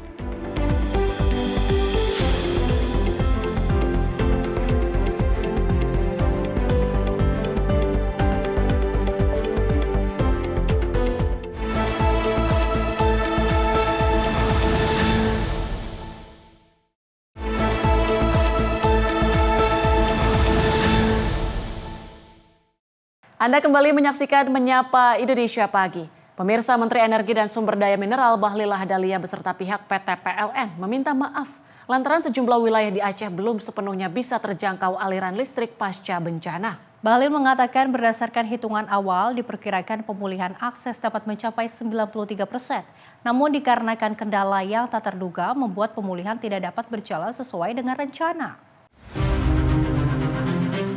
Menteri SDM Bahlil Lahadalia menyampaikan permohonan maaf kepada masyarakat Aceh dikarenakan belum dapat memulihkan aliran listrik sepenuhnya pasca terjadinya bencana banjir dan longsor di wilayah tersebut. Berdasarkan hitungan awal, Bahlil sempat memperkirakan pemulihan akses listrik di wilayah Aceh dapat mencapai 93%. Namun karena masih banyaknya kendala yang tidak terduga di lapangan, membuat proses pemulihan tidak dapat berjalan sesuai dengan target perkiraan awal. Memang secara estimasi di awal bisa kita selesaikan secara cepat yang dilaporkan oleh tim PLN kepada kami.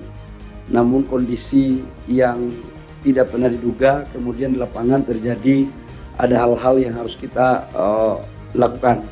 Kaitannya dengan itu, kami pemerintah akan terus fokus, akan terus berupaya, akan secara totalitas mempergunakan semua sumber-sumber kekuatan negara dalam rangka percepatan pemulihan di sektor energi yang ada khususnya di Provinsi Aceh.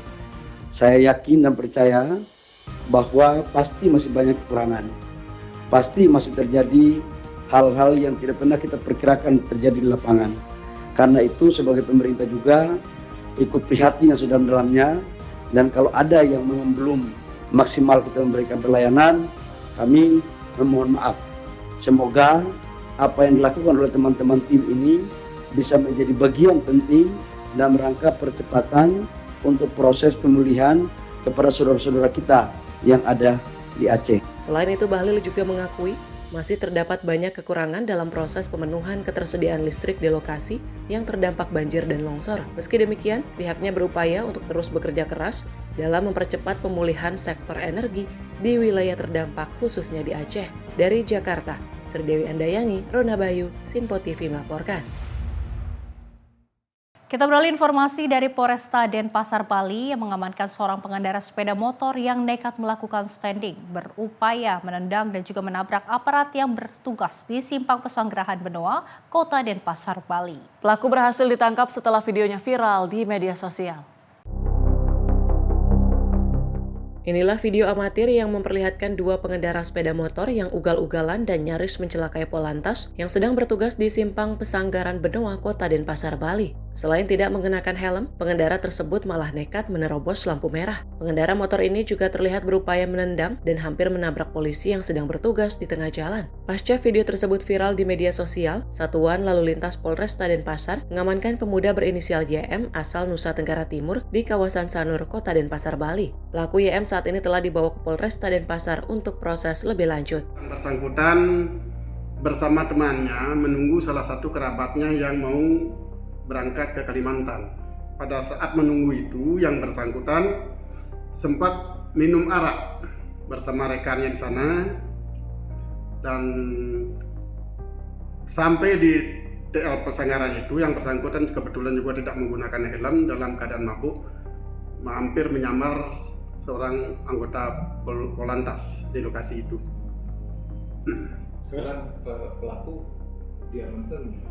Sekarang pelaku diamankan dan bisa kami sampaikan di sini bahwa kemarin kejadiannya sekitar jam berapa itu, jam 13.40 dan jam 7 malam polisi langsung melakukan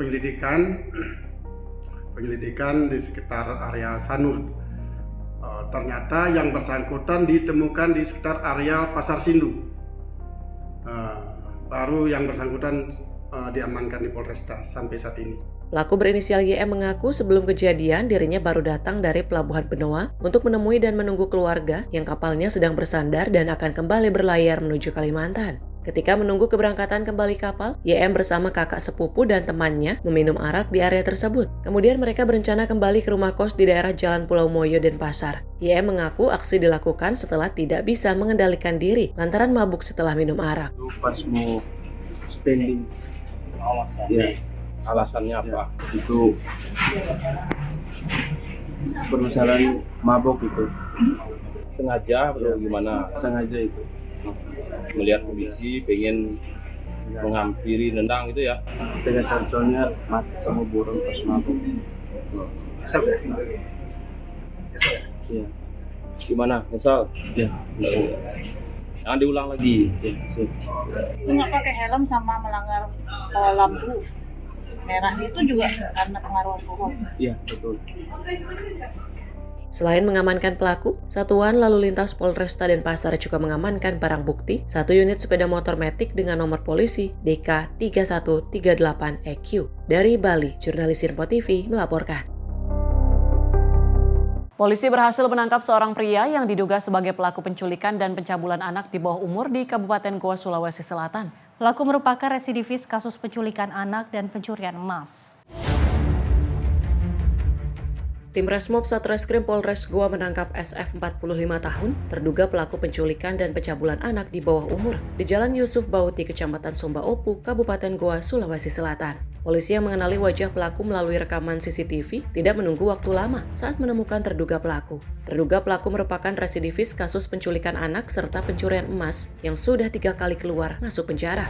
Seperti diketahui, peristiwa penculikan dan pencabulan terhadap AH, bocah perempuan yang masih berusia 10 tahun, terjadi pada Jumat siang, 5 Desember 2025. Saat itu korban berbelanja di salah satu warung di dekat rumahnya, namun didekati pelaku dan diajak pelaku ke Makassar menggunakan sepeda motor dan diimingi uang sebesar Rp5.000. Diduga pelaku nekat menculik dan mencabuli korban karena tidak kuat menahan nafsu. Adapun modus dari pelaku adalah mengiming-imingi korban dengan sejumlah uang, kemudian motifnya adalah pelampiasan dari nafsu. Kemudian korban melaporkan ke Polres Goa. Selanjutnya kami melaksanakan penyelidikan dan alhamdulillah dengan kejelian, pembuktian dan pengumpulan baik itu barang bukti yang dalam proses penyidikan menjadi alat bukti, penyidik ataupun penyelidik anggota Polres Goa berhasil mengamankan pelaku. Pelakunya adalah residivis terkait kasus pencurian. Polisi kini menyita pakaian dalam korban, pakaian yang digunakan pelaku, HP, sepeda motor, serta helm yang digunakan pelaku saat melancarkan aksinya sebagai barang bukti. Sementara tersangka dijerat pasal 82 Undang-Undang tentang Perlindungan Anak dengan ancaman kurungan 15 tahun penjara dan denda maksimal Rp5 miliar. Dari Kabupaten Goa, Sulawesi Selatan, jurnalis Info TV melaporkan. Bea Cukai bersama aparat gabungan berhasil mengungkap peredaran rokok ilegal skala besar di Kabupaten Lampung Selatan, Lampung. Sebanyak 11,7 juta batang rokok tanpa pita cukai diamankan dan 2 orang ditetapkan sebagai tersangka. Barang bukti jutaan batang rokok ilegal diamankan Bea Cukai Lampung dalam 2 kali operasi sepanjang November 2025 di Lampung Selatan. Total sebanyak 11,7 juta batang rokok tanpa pita cukai diamankan, dengan nilai diperkirakan mencapai Rp17,5 miliar dan potensi kerugian negara sekitar Rp11,4 miliar. Pengungkapan pertama dilakukan pada 4 November 2025 di Pelabuhan Bakauheni dengan barang bukti 415 koli berisi 6,5 juta batang rokok ilegal. Dari penindakan tersebut, tim melakukan pengembangan dan kembali menemukan 2 pengiriman rokok ilegal pada 28 November 2025. Dengan barang bukti 335 koli yang berisi 5,2 juta batang rokok tanpa pita cukai. Dalam 2 kasus tersebut, aparat menetapkan 2 tersangka berinisial B selaku sopir pengangkut dan U sebagai penadah yang kini telah ditahan di kantor Bea Cukai Lampung untuk penyidikan lebih lanjut. Bila melalui sinergi yang solid tersebut telah ditunjukkan komitmen bersama dalam menjaga integritas dan penerimaan negara melalui 2 penindakan terhadap peredaran rokok ilegal di Kabupaten Lampung Selatan sepanjang 2 November 2025. Dari operasi tersebut, total barang hasil penindakan mencapai 11,7 juta batang rokok ilegal dengan estimasi nilai barang Rp17,5 miliar serta potensi kerugian negara sebesar Rp11,4 miliar. 2 orang tersangka telah ditetapkan dan seluruh barang bukti telah diamankan untuk proses lebih lanjut sesuai ketentuan yang berlaku. Atas perbuatannya, kedua tersangka bakal terancam hukuman pidana penjara 1 hingga 5 tahun dan atau denda 2 hingga 10 kali nilai cukai. Dari Lampung, jurnalis Sinpo TV melaporkan. Aparat kepolisian Satuan Narkoba Polrestabes Medan menggerebek lokasi yang diduga sebagai kampung narkoba di Jalan Brigjen Katamsogang Nasional Medan, Sumatera Utara. 2 orang pelaku narkoba berhasil diamankan petugas saat penggerebekan.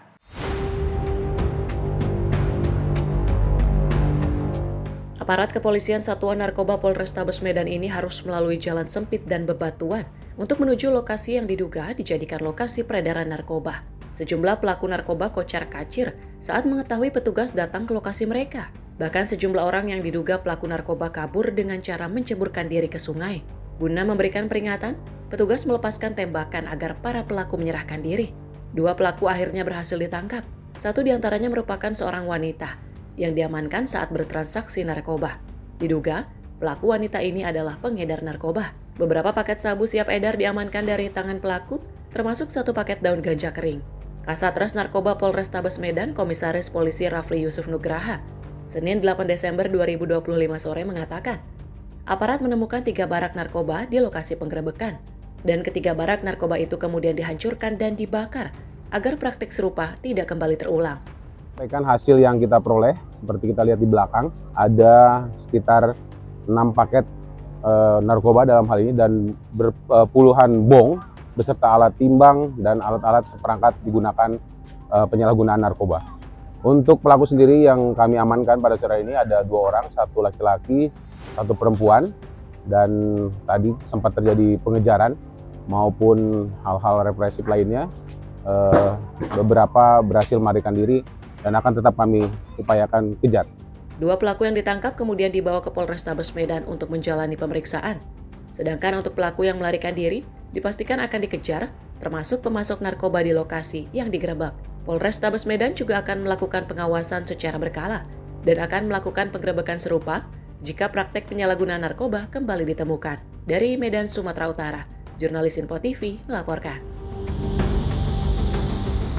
Kita beralih informasi lainnya, pemirsa. Menteri Sosial Saifullah Yusuf atau Gus Ipul menyampaikan hunian sementara bagi korban banjir dan longsor di Sumatera akan dilengkapi dengan jaminan hidup untuk menunjang perekonomian sehari-hari mereka. Hunian sementara akan menunjang kehidupan para pengungsi minimal dalam waktu 1 tahun. Mensos Saifullah Yusuf menyampaikan hunian sementara bagi korban banjir dan longsor di Aceh, Sumatera Utara, dan Sumatera Barat akan dilengkapi dengan jaminan hidup untuk menunjang perekonomian sehari-hari mereka. Hal ini disampaikan Mensos pada 9 Desember 2025. Ia menjelaskan, berdasarkan hasil koordinasi dengan Badan Nasional Penanggulangan Bencana, hunian sementara akan menunjang kehidupan para pengungsi minimal dalam waktu 1 tahun, yang kemudian akan diberikan hunian tetap sesuai dengan kondisi masing-masing korban. Namun berdasarkan instruksi Presiden Prabowo Subianto, apabila daerah mengalami kesulitan untuk menyediakan tanah, maka bisa menggunakan tanah-tanah negara. Tindak lanjut dari pengungsian itu adalah huntara, ya, tempat hunian sementara. Kemarin sudah dilaporkan oleh Kepala BNPB tentang perencanaan daripada huntara itu, yang sifatnya sementara ini setahun, ya, minimal itu setahun, bisa 2 tahun. Nah, yang berikutnya adalah huntap, hunian tetap. Hunian tetap ini tergantung pada kondisinya. Kalau secara umum dilaporkan oleh Kepala BNPB, huntap itu biasanya tanahnya disediakan oleh daerah, kemudian yang membangun adalah APBN lewat BNPB. Tapi kemarin ada instruksi dari Presiden agar tanah-tanah jika daerah mengalami kesulitan untuk menyediakan tanah bisa menggunakan tanah-tanah negara. Yang ini nanti akan diurus lebih lanjut. Nah, setelah nanti huntara ini misalnya sudah bisa disediakan, maka kami nanti bersama kementerian lain masuk untuk pemberdayaan. Untuk mempercepat penanganan hunian sementara, Kementerian Perumahan dan Kawasan Permukiman telah menyiapkan stok rumah instan sederhana sehat atau RISHA yang dapat langsung dikirim. Dari Jakarta, Dio Malau, Sinpo TV melaporkan. Sat Narkoba Polres Metro Jakarta Timur pada Selasa 9 Desember 2025 siang mengungkap peredaran narkoba jenis pil ekstasi dan sabu senilai miliaran rupiah. Dari pengungkapan ini, petugas menetapkan seorang kurir sebagai tersangka. LA pria berusia 35 tahun ini tak berkutik usai diringkus Satuan Narkoba Polres Metro Jakarta Timur di kawasan Depok, Jawa Barat. Dirinya terbukti menjadi kurir narkotika jenis pil ekstasi dan sabu. Dalam aksinya, pelaku mengantarkan ekstasi dan juga sabu tersebut kepada pemesannya dengan sistem tempel, seperti diletakkan di pot tanaman, tanah, hingga tumpukan sampah. Dari tangan pelaku, polisi juga mengamankan sebanyak 3.120 butir pil ekstasi senilai 2,5 miliar rupiah dan sabu seberat 3,24 gram. Kepada polisi, pelaku mengaku mendapatkan upah sebesar 2 juta rupiah setiap pengantaran narkotika kepada pemesannya. Sementara itu, saat ini polisi masih melakukan pengejaran terhadap DPO berinisial F yang merupakan seorang bandar yang menyuruh pelaku mengantarkan paket tersebut. Jenis pil ekstasi sebanyak 3.120 butir dengan berat 1.200 gram. Kemudian 4 bungkus plastik. DPO menghubungi tersangka bahwa tersangka alias B untuk mengambil narkotik jenis sabu. Kemudian mengirimkan foto tabung buah bekas bungkus narkotik jenis sabu sebanyak 10 gram berikut titik lokasi di Gresik, Pelanggan, Bekasi. Kemudian tersangka langsung menuju lokasi untuk mengambil barang tersebut. Setelah sampai di rumah, tersangka memberikan kabar bahwa BB sudah berhasil diambil. Berdasarkan arahan dari tersangka F, B, DPO, tanggal 28 Maret 2025 sekitar jam 1. Guna mempertanggungjawabkan perbuatannya, pelaku dijerat dengan pasal tentang narkotika dengan ancaman hukuman mati atau seumur hidup dengan denda 10 miliar rupiah. Dari Jakarta, jurnalis Simpo TV melaporkan. Pemirsa, pasca kebakaran hebat yang melahap seisi kantor Teradron di kawasan Kemayoran, Jakarta Pusat, polisi melakukan sterilisasi untuk melakukan olah tempat kejadian perkara dengan memasang garis polisi serta dilakukan penjagaan ketat. Menteri Dalam Negeri Tito Karnavian terpantau turut meninjau lokasi kebakaran serta memastikan akan menginvestigasi administrasi perizinan bangunan kantor Teradron ini. Lalu bagaimana dengan perkembangan lainnya di lokasi kejadian? Berikut liputan tim Simpo TV. Ada Max Munte dan juru kamera Azizul Hakim.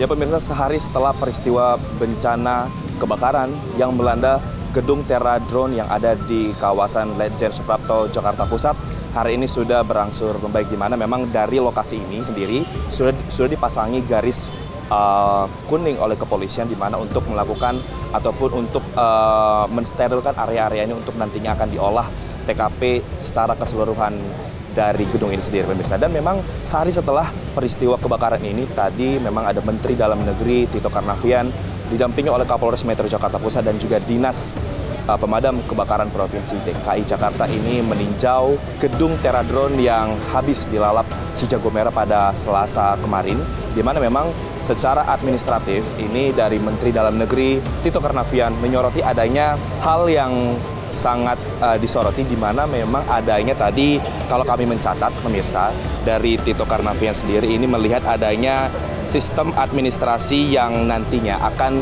diinvestigasi oleh timnya dari Kementerian Dalam Negeri yang nantinya akan dilakukan oleh Inspektorat Jenderal Kemendagri sendiri.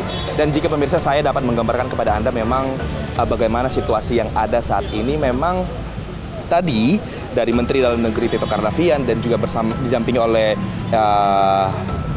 pihak-pihak yang lainnya juga meninjau dan juga melihat bagaimana dari keseluruhan gedung Teradron yang habis dilalap api pada kemarin itu. Memang sebelumnya Mendagri Tito Karnavian juga didorong oleh Menteri Sekretaris Negara untuk dilakukan investigasi lebih mendalam ataupun investigasi lebih lanjut mengenai bagaimana kebakaran ini dapat terjadi, apakah memang secara proses evakuasi ataupun dari struktur bangunan ini apakah memang adanya apakah ada indikasi potensi terkait dengan kesalahan administratif yang dimana kalau kita bisa melihat kemarin memang satu-satunya jalur keluar ataupun jalur darurat itu hanya ada melalui satu pintu masuk seperti yang sedang Anda saksikan ini, di mana memang tadi Mendagri juga menyoroti jika memang kebakaran terjadi di lantai 1, gedung Teradron ini memang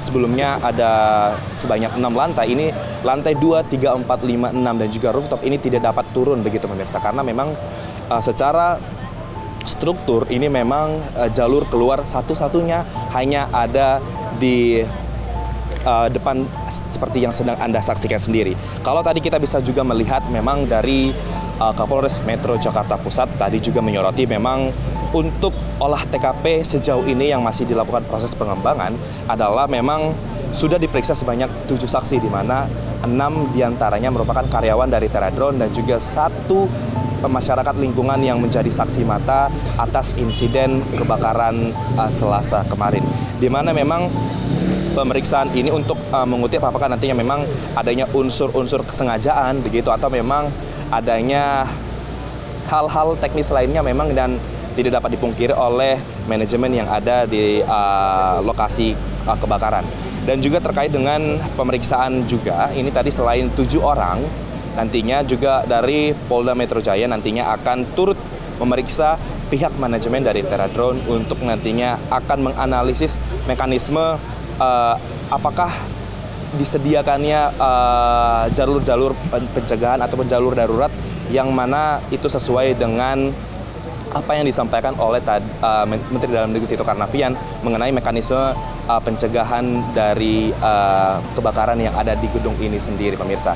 Dan selain itu memang tadi selain pemeriksaan 7 saksi kunci, kemudian juga akan dipanggil pihak manajemen dari Teradron. Ini juga dari Polres Metro Jakarta Pusat maksud kami, ini memang masih mengumpulkan bukti-bukti yang signifikan dan juga terkait dengan kebakaran yang ada di saat ini. Dan jika memang melihat dari korban-korban, ini tadi juga disampaikan ada sebanyak 41 jumlah orang yang berada di gedung ini, di mana 22 diantaranya dinyatakan meninggal dunia akibat menghirup asap tebal saat kebakaran berlangsung pada Selasa kemarin pemirsa. Dan hingga saat ini memang dari Rumah Sakit Polri Kramat Jati ini masih mengidentifikasi 22 korban meninggal dunia yang saat ini terus dilakukan otopsi begitu dan juga secara antemortem dan juga postmortem di RS Polri Kramat Jati Jakarta Timur pemirsa. Dan dari Kemayoran, Max Munte, juru kamera Ajuzul Hakim, Sinpo TV melaporkan. Pemirsa, Menteri Dalam Negeri Tito Karnavian memberhentikan sementara Bupati Aceh Selatan, Mirwan selama 3 bulan pada 9 Desember 2025. Keputusan diambil usai polemik Bupati Aceh Selatan berangkat umroh saat bencana darurat melanda wilayahnya pada akhir November lalu. Bencana banjir bandang hingga longsor yang terjadi di Aceh Selatan meninggalkan duka mendalam. Namun di tengah bencana yang terjadi, Bupati Aceh Selatan Mirwan berangkat umroh tanpa seizin Mendagri. Atas instruksi langsung dari Presiden Prabowo Subianto, Kemendagri melakukan penyidikan mendalam terhadap Bupati Aceh Selatan. Menteri Dalam Negeri Tito Karnavian menyampaikan Bupati Aceh Selatan Mirwan telah diberhentikan sementara per 9 Desember selama 3 bulan mendatang. Yang menjelaskan pemberhentian ini telah diatur dalam Undang-Undang Nomor 23 Tahun 2024, Pasal 77 Ayat 1 mengenai pemberhentian sementara yang meninggalkan wilayah kerja tanpa seizin Kemendagri. Atau sanksi administratif ya, berupa pemberian sementara 3 bulan kepada Saudara Haji Mirwan MS SIM SOS, Bupati Aceh Selatan, Provinsi Aceh. Hasil Pilkada Serentak 2024 masa jabatan 2025-2030. Yang bersangkutan dikenakan sanksi pemberian sementara 3 bulan itu karena sudah kita lakukan pemeriksaan oleh tim Itjen dan melanggar ketentuan pasal 76 ayat 1 huruf I, yaitu keluar negeri tanpa izin menteri, dan sanksinya ada di pasal 77, yaitu selama 3 bulan dilakukan pemberhentian sementara. Sesuai dengan aturan undang bahwa keluar negeri tanpa izin itu pemberhentian sementara. Jadi bukan pemberhentian tetap, pemberhentian sementara selama 3 bulan. Nanti kita minta yang bersangkutan untuk selama 3 bulan nanti ya bolak-balik ke Mendagri untuk magang. Kita bina kembali yang bersangkutan. Selanjutnya Bupati Aceh akan melakukan magang selama 3 bulan di sejumlah Direktorat Jenderal Kementerian Dalam Negeri. Menindaklanjuti pemberhentian Bupati Aceh Selatan Mirwan, Mendagri juga telah menunjuk Wakil Bupati Aceh Selatan Baital Mukadis sebagai pelaksana tugas Bupati Aceh Selatan selama masa pemberhentian 3 bulan dijalankan. Di Jakarta, Dio Balau, Simpo TV melaporkan. Pemirsa, Menteri Koordinator Bidang Pemberdayaan Masyarakat Muhaimin Iskandar mengapresiasi komitmen sejumlah satuan pelayanan pemenuhan gizi atau SPPG dalam membantu penanganan bencana secara sukarela. Pemerintah dipastikan berkomitmen dalam percepatan penanganan bencana sekaligus pemulihan ekonomi masyarakat. Sejumlah satuan pelayanan pemenuhan gizi atau SPPG mengaku siap menjadi garda terdepan dalam membantu penanganan bencana di daerah mereka secara sukarela. Menko PM Muhaimin Iskandar menyampaikan SPPG tersebut siap menjadi garda terdepan dalam tanggap bencana melalui dapur komunitas yang sigap, aman dan mampu menyediakan pangan darurat bergizi di daerah terdampak. Hal itu diungkapkan Menko Muhaimin usai menghadiri acara Inspiradaya 2025 di Anjungan Taman Mini Indonesia Indah Jakarta pada 9 Desember 2025. Dalam kesempatan yang sama, Muhaimin juga menegaskan komitmen pemerintah dalam percepatan penanganan bencana sekaligus pemulihan ekonomi masyarakat dengan menyiapkan langkah rehabilitasi khusus bagi pelaku usaha kecil menengah, mikro, dan koperasi. Saya sangat mendukung dan apresiasi pada SPPG yang menambah kerja baru, yaitu penanganan penanggulangan bencana. Ya, naiknya bahan pokok itu karena tidak ada stok, jadi kebutuhan tidak ada supply. Nanti sementara bahkan Presiden memberikan alokasi yang semaksimal mungkin. Sekarang tinggal sinergi percepatannya, bagaimana agar secepat-cepatnya tertangani. Terima kasih. Dari Jakarta, Sri Dewi Andayani, Rona Bayu, Simpo TV melaporkan. Gempa besar dan tsunami guncang Jepang Utara. Informasinya akan kami hadirkan usai jeda. Tetaplah bersama kami di Menyapa Indonesia Pagi.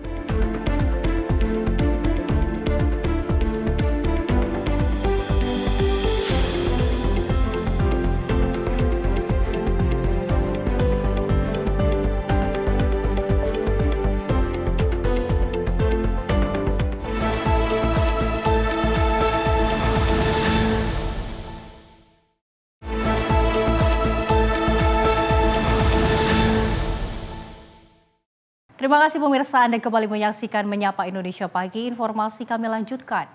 Gempa bermagnitudo 7,5 mengguncang Jepang bagian utara pada Senin 8 Desember 2025 dan akibatnya 23 orang mengalami luka-luka. Guncangan ini juga memicu tsunami setinggi 70 cm di sejumlah wilayah pesisir Pasifik.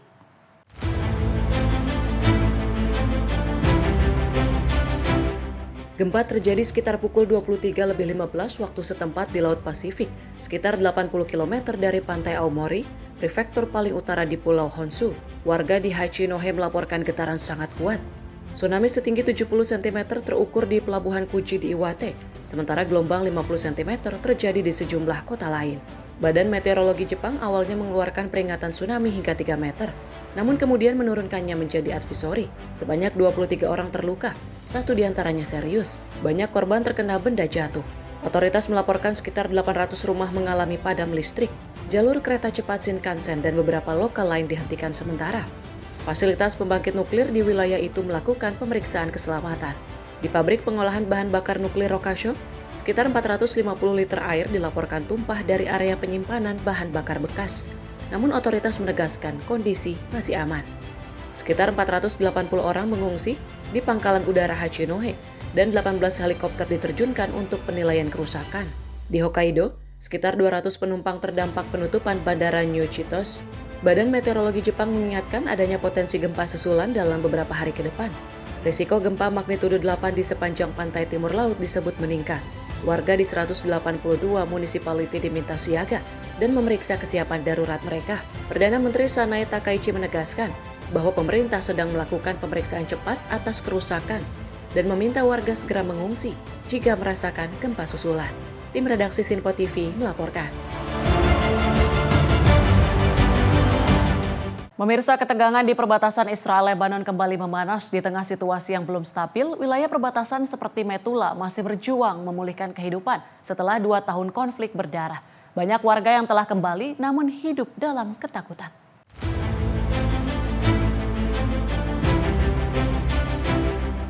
Ilan Rosenfeld, pemilik sebuah kafe selama 40 tahun di Metula, berjalan di antara puing-puing bisnisnya yang terbakar. Di sekitarnya masih berserakan potongan roket Hezbollah yang menghantam kota itu.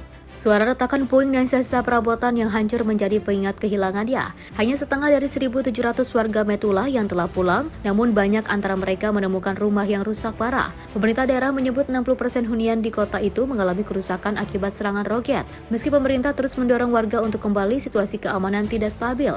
Serangan Israel ke selatan Lebanon masih terjadi beberapa kali setiap pekan. Sementara itu, bisnis dan pertanian di Metula terpuruk, banyak pekerja lokal tidak mau kembali ke daerah beresiko tinggi. Beberapa pemilik usaha terpaksa merekrut tenaga kerja dari Thailand untuk mengisi kekosongan. Tim redaksi Simpo TV melaporkan. Pemirsa, Presiden Ukraina Volodymyr Zelensky menggelar pertemuan dengan para pemimpin Inggris, Perancis, dan juga Jerman di London. Uni Eropa menyebut pertemuan ini sebagai tahap paling krusial dalam upaya yang dipimpin Amerika Serikat untuk mengakhiri perang di Ukraina. Para pemimpin Eropa menegaskan bahwa tekanan terhadap Moskow harus terus ditingkatkan.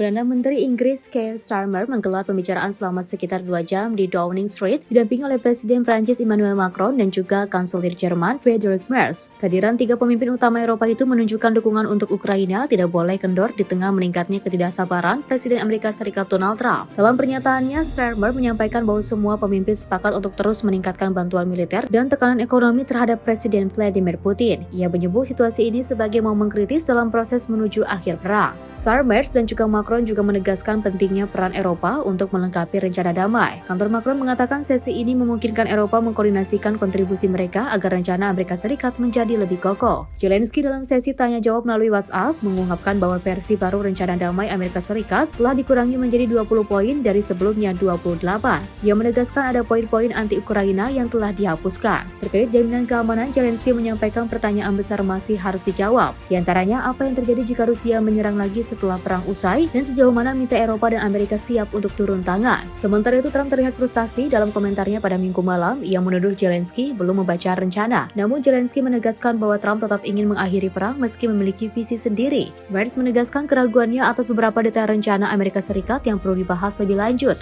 Ia menyebut hari-hari ke depan dapat menjadi menentukan bagi semua pihak. Pemimpin Eropa kini berfokus memastikan setiap gencatan senjata di masa depan disertai jaminan keamanan yang kuat, mulai dari pertahanan udara hingga dukungan pendanaan jangka panjang. Zelensky menegaskan Ukraina membutuhkan dukungan yang solid baik dari Eropa maupun Amerika. Tim redaksi Simpo TV melaporkan. Sebanyak 230 polisi Kenya tiba di Port au Prince, Haiti untuk memperkuat keamanan publik dan menekan ekspansi kelompok kriminal. Mereka disambut langsung oleh Ketua Dewan Transisi Presidensial Haiti. Kehadiran pasukan asing itu diharapkan mendukung polisi nasional dan militer Haiti dalam menjamin terselenggaranya pemilu 2026, di mana pengiriman ini terjadi di tengah tingginya angka kekerasan geng di negara tersebut.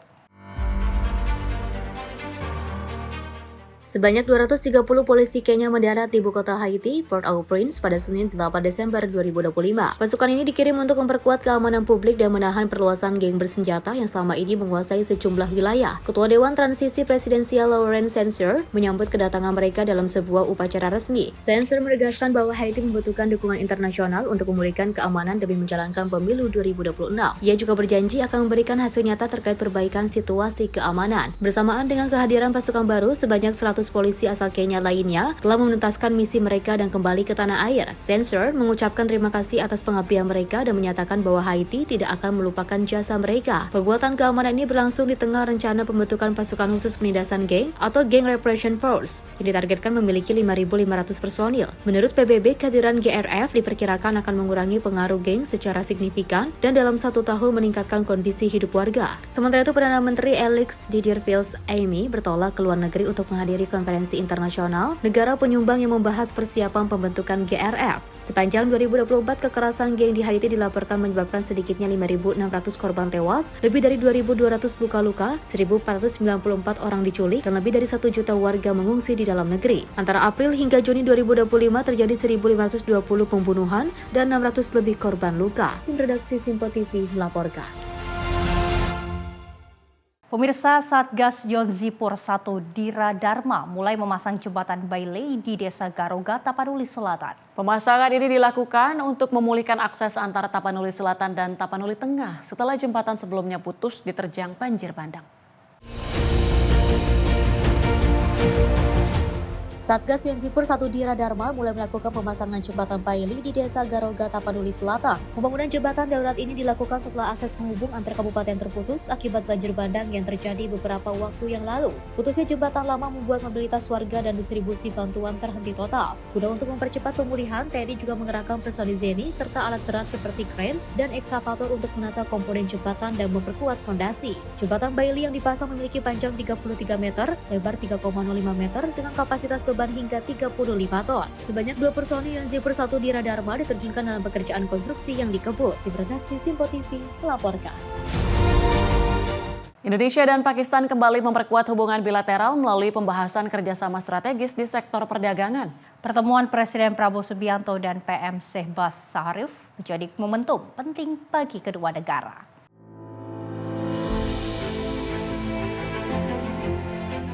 Pemerintah Indonesia dan Pakistan sepakat memperkuat kerjasama perdagangan bilateral melalui pengembangan sektor agrikultur dan teknologi informasi. Kesepakatan ini menjadi salah satu hasil utama pertemuan Presiden RI Prabowo Subianto dengan Perdana Menteri Pakistan Muhammad Shehbaz Syarif dalam kunjungan resmi di Islamabad. Shehbaz Syarif menyampaikan bahwa nilai perdagangan kedua negara telah mencapai sekitar 4,5 miliar USD. Namun, lebih dari 90% masih didominasi impor Pakistan dari Indonesia, terutama minyak sawit. Karena itu, kedua pihak berkomitmen mengambil langkah korektif untuk menyeimbangkan neraca perdagangan, sekaligus mendorong kolaborasi strategis di bidang agrikultur dan IT yang dinilai saling melengkapi. Your Excellency, today our discussion have been extremely productive and gratifying. And what we have decided to promote are bilateral trade, culture, interact in the field of medical health, education, vocational training. I think are milestones we have earmarked to achieve. And I want to assure you on my part that I will work with you very closely to achieve all these targets diligently. And as I have earlier mentioned, that our bilateral trade stands at $4.5 billion, but more than 90% represents imports from our brotherly country Indonesia, that is palm oil. We have discussed how to take corrective measures to balance this balance of trade through agri exports from Pakistan, through exports of IT-led initiatives, and of course in many other areas where we can really do to fill this gap. Kunjungan Prabowo memiliki arti penting karena menjadi kunjungan Presiden Indonesia pertama ke Pakistan dalam 7 tahun terakhir dan bertepatan dengan 75 tahun hubungan diplomatik kedua negara. Momentum ini diharapkan memperkuat kemitraan Indonesia-Pakistan serta membuka peluang kerjasama ekonomi yang lebih seimbang, berkelanjutan, dan saling menguntungkan. Tim redaksi Simpo TV melaporkan. Pemirsa, Presiden Rusia Vladimir Putin menegaskan komitmen Moskow untuk memperkuat kapasitas Organisasi Pertahanan CSTO saat Rusia menjabat sebagai ketua pada 2026. Pernyataan disampaikan dalam pertemuan di Kremlin bersama Majelis Parlemen Organisasi. Putin menyatakan Rusia akan melanjutkan upaya yang telah dimulai oleh Kyrgyzstan serta menjamin kontinuitas kerjasama di seluruh bidang. Presiden Rusia Vladimir Putin menyatakan Moskow akan melakukan segala upaya untuk memperkuat Organisasi Pertahanan Kolektif CSTO menjelang kepemimpinan Rusia pada 2026.